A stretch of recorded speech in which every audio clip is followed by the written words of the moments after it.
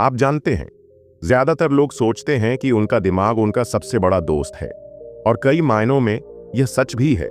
लेकिन उन्हें यह एहसास नहीं है कि वही दिमाग जो सपने देखता है, कल्पना करता है, योजना बनाता है, सबसे बड़ा चालबाज भी है। यह चतुर, चालाक और शरारतों से भरा हुआ है। और जब तक हम इसकी प्रकृति को गहराई से नहीं समझ लेते, हम कभी भी इस पर पूरी तरह से काबू नहीं पा सकते। मैं खुद इसे तब तक नहीं समझ पाया जब तक कि मैं एक लंबी, दर्दनाक और अजीब यात्रा पर नहीं चला। मैं आपको कहानी सुनाता हूं। एक युवा व्यक्ति था, आप और मुझसे बहुत अलग नहीं। वह जिज्ञासु, उत्सुक और ऊर्जा से भरा हुआ था। उसने कई किताबें पढ़ी थीं, बुद्धिमानी भरी बातें सुनी थीं और बड़ों से ध्यान, सत्य और शांति के मार्ग के बारे में सुना था।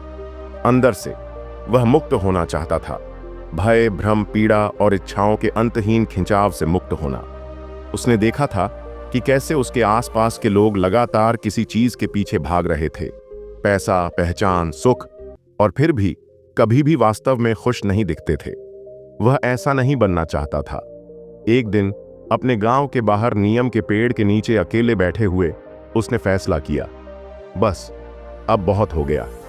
मैं खुद को जानना चाहता हूं, मैं अपने मन को समझना चाहता हूं, मैं शांति पाना चाहता हूं। उस शाम जब सूरज पहाड़ियों के पीछे डूब रहा था, उसने एक मौन वादा किया, अपनी यात्रा को भीतर की ओर शुरू करने का। उसे विश्वास था कि यह आसान होगा। आखिर आंखें बंद करके चुपचाप बैठना और सांस लेना कितना मुश्किल हो सकता है। लेकिन यहीं से असली खेल शुरू हुआ। अगली सुबह वह जल्दी उठा, अपना स्थान साफ किया, क्रॉस लेग करके बैठा, अपनी आंखें बंद की और एक गहरी सांस ली। बस कुछ ही सेकंड में मन फुसफुसाने लगा। क्या तुम्हें यकीन है कि यह इस तरह से किया जाता है? क्या होगा अगर कोई तुम्हें देख रहा है? शायद तुम्हें पहले कुछ खा लेना चाहिए। बस एक बार अपना फोन चेक कर लो, बस मामले में तुम कल कभी भी शुरू कर सकते हो। उसने पहले तो इसे अनदेखा कर दिया, लेकिन 5 मिनट के मौन में फुसफुसाहट तेज हो गई। विचारों की बाढ़ आ गई, बचपन की यादें, फिल्मों की छवियां, बेतरतीब कल्पनाएं, भविष्य की चिंताएं। 15 मिनट के भीतर वह निराश होकर उठ खड़ा हुआ। कोई बात नहीं, उसने खुद से कहा, कल मैं बेहतर करूंगा। लेकिन कल आया और वही हुआ, फिर परसों, फिर वही। धीरे धीरे दिन हफ्तों में बदल गए और अपनी गहरी चाहत के बावजूद वह खुद को 10 मिनट भी स्थिर बैठने में असमर्थ पाता था। उसका दिमाग सहयोग करने से इनकार कर रहा था। वह बंदर की तरह उछलता रहता था, एक विचार से दूसरे विचार पर झूलता रहता था, कभी आराम नहीं करता था। वह पराजित महसूस करने लगा। शायद मैं इसके लिए नहीं बना हूं, उसने सोचा। लेकिन अंदर ही अंदर एक आवाज ने कहा, कोशिश करते रहो। और इसलिए वह उस नियम के पेड़ पर बार बार लौटता रहा। केवल वही संघर्ष उसका इंतजार कर रहा था। एक दिन आत्मसंदेह से भरा हुआ वह चिल्लाया, यह इतना कठिन क्यों है? मुझे बस शांति चाहिए, मुझे बस अपने दिमाग पर नियंत्रण चाहिए। यह मुझसे क्यों लड़ता है? और तभी उसकी मुलाकात बूढ़े साधु से हुई। साधु जंगल के किनारे पर रहता था, एक शांत व्यक्ति, कोमल आंखों वाला और गर्मी के दिन में ठंडी छाया की तरह आभा वाला। युवक झिझकते हुए उसके पास गया और बोला, सर, मैं ध्यान करना चाहता हूं, मैं खुद को समझना चाहता हूं, लेकिन मेरा मन ये मुझे ऐसा नहीं करने देता। ये मुझे धोखा देता है, मेरा ध्यान भटकाता है, मुझसे लड़ता है। मुझे क्या करना चाहिए? साधु मुस्कुराया, मनोरंजन से नहीं बल्कि गहरी समझ के साथ। उसने कहा, बच्चे, तुम अकेले नहीं हो।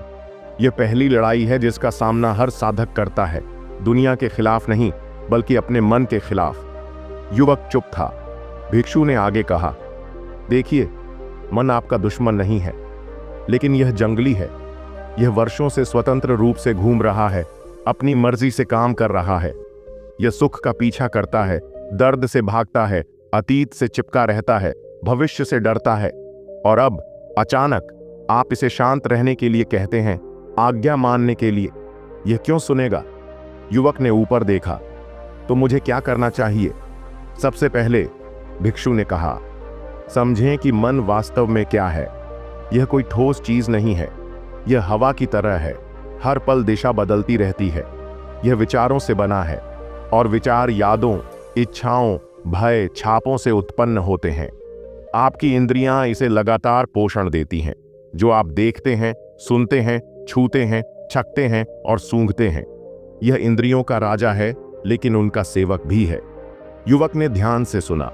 भिक्षु ने और करीब आकर कहा, अधिकांश लोग मानते हैं कि उनके मन में आने वाला हर विचार सच है। यह पहला जाल है। सिर्फ इसलिए कि कोई विचार आता है, इसका मतलब यह नहीं है कि वह सच है। आपका मन कहता है, मैं यह नहीं कर सकता, या लोग क्या कहेंगे, या यह उबाऊ है, और आप तुरंत उस पर विश्वास कर लेते हैं। इस तरह वह आपको धोखा देता है। लेकिन मैं इसे कैसे रोकूं? युवक ने पूछा। अगले कुछ दिनों तक युवक साधु के साथ रहा। वे ज्यादा बात नहीं करते थे। ज्यादातर वे बस बैठे रहते थे, हवा को सुनते हुए, पक्षियों को देखते हुए, धीरे धीरे चलते हुए, सांस लेते हुए। धीरे धीरे वह अपने विचारों पर ध्यान देने लगा, बिना उनमें फंसे हुए। पहले तो यह मुश्किल था। एक विचार आता, अतीत के बारे में या भविष्य की योजना के बारे में, और इससे पहले कि वह समझ पाता, कल्पना में 10 मिनट बीत जाते। लेकिन साधु ने उसे निराश न होने के लिए कहा था। हर बार जब आप देखते हैं कि आप भटक गए हैं, उन्होंने कहा था, आप पहले ही जीत चुके हैं, क्योंकि आप जागरूक हो गए हैं। यह एक जीत है। एक रात जब वे एक छोटी सी आग के पास बैठे थे, तो युवक ने पूछा, मन हमेशा अतीत या भविष्य में क्यों भागता है? यह वर्तमान में क्यों नहीं रह सकता? भिक्षु ने लपटों को देखा और धीरे से कहा, क्योंकि वर्तमान शांत है और मन मौन से डरता है। यह शोर से पोषित होता है। अतीत पछतावे, खुशियों, घावों से भरा है। यह उन्हें दोहराना पसंद करता है। भविष्य संभावनाओं, भय, इच्छाओं से भरा है। यह कल्पना करना पसंद करता है। लेकिन यह क्षण, यह खाली है, और मन नहीं जानता कि खालीपन के साथ क्या करना है। तो जवाब क्या है? मन के पीछे मत भागो, इसे भागने दो और तुम बस देखो। आकाश में बादलों की तरह हर बादल को नियंत्रित करने की कोशिश मत करो, बस उन्हें गुजरने दो। धीरे धीरे आकाश साफ हो जाता है। कई दिनों में पहली बार युवक मुस्कुराया। उस दिन से उसने अब अपने मन पर दबाव नहीं डाला। वह बस बैठा रहा, हर सुबह, बिना किसी उम्मीद के। और उस गैर अपेक्षा में कुछ बदल गया। कुछ दिन मन अभी भी नाचता रहता, लेकिन उसे कोई आपत्ति नहीं थी। वह मुस्कुराया और देखा। कुछ दिन यह शांत हो गया। वह उस पर भी नहीं अड़ा, और समय के साथ उसे एहसास हुआ कि असली ताकत मन को जानने में है, उसे हराने में नहीं। उसने देखा कि कैसे मन ने उसे इतने सालों तक बरगलाया था। बहाने बनाना, डर पैदा करना, आलस्य को बढ़ावा देना। उसने कहा था, तुम कभी नहीं बदलोगे, और उसने इस पर विश्वास कर लिया था।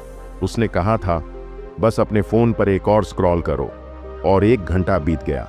उसने कहा था, तुम कल शुरू कर सकते हो, और महीने बीत गए।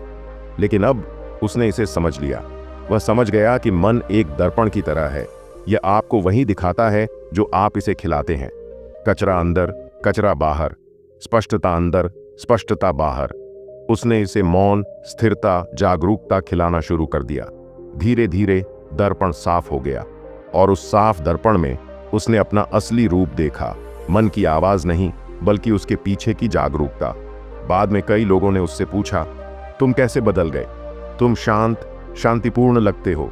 और वह मुस्कुराता और कहता, मैं नहीं बदला, मैंने बस अपने मन की कहानियों पर विश्वास करना बंद कर दिया।